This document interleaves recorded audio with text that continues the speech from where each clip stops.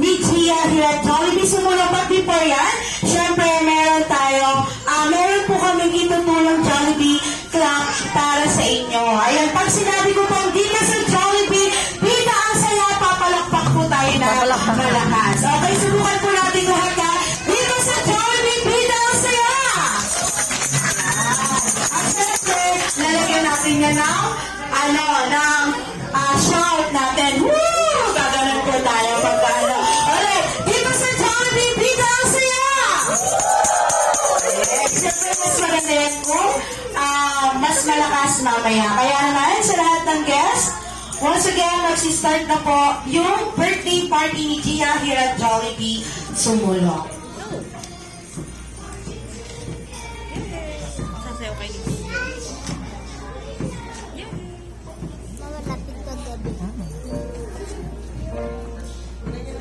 Good evening, ladies and gentlemen. 7th birthday hold a lot of significance and symbolism.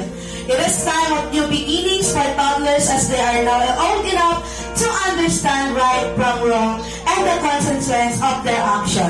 Once again, our little child to princess. Please all welcome our birthday celebrator, Gia. Once again, dito sa Jollibee, Bida ang Saya!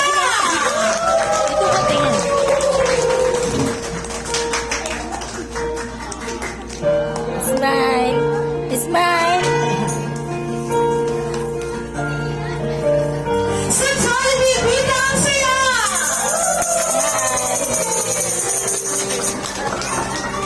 And now, nandito na nga po ang ating birthday celebrator today. Kaya naman ang ating team ay meron po hinandang dance number para kay Gia at para rin po sa inyong lahat. Kaya naman, once again, together with marketing team, to dance, Bida ang Saya. Kaya naman, sa lahat ng guys, once again, parinig ulit tayo sa malakas sa Jollibee ka!